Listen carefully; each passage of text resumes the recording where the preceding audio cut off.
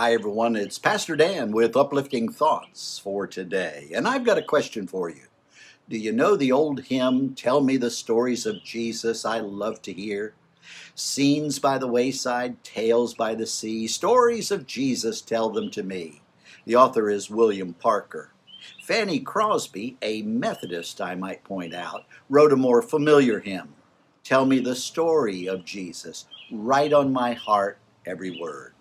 The Gospel of Luke tells us both the story of Jesus, the why he came and how he is our redemption, but it also tells us the stories of Jesus, the what and how Jesus taught.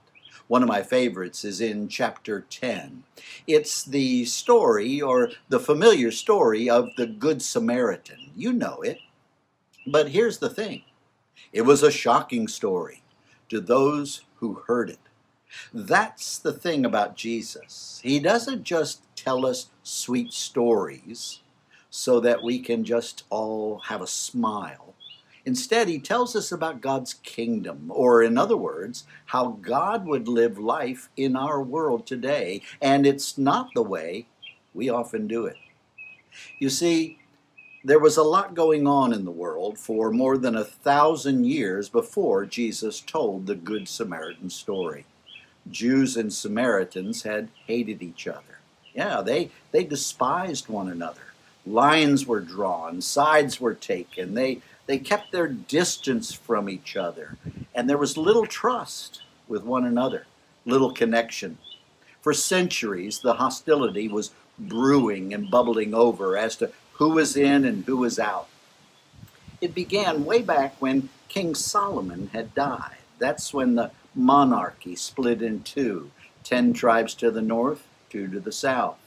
The north had Samaria as the capital, and the south it was Jerusalem. So there was a millennium of division, fueled by religious bigotry and political rivalry, ethnic hostility.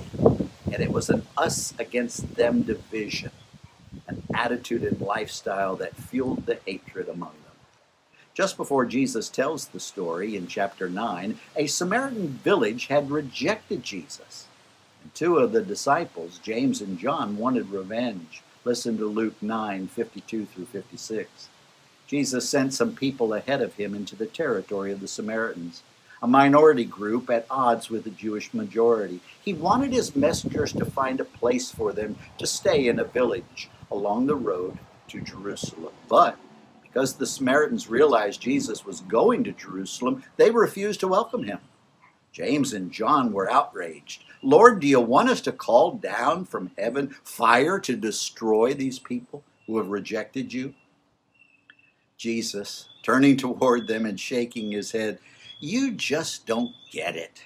The Son of Man didn't come to ruin the lives of people. He came to liberate them.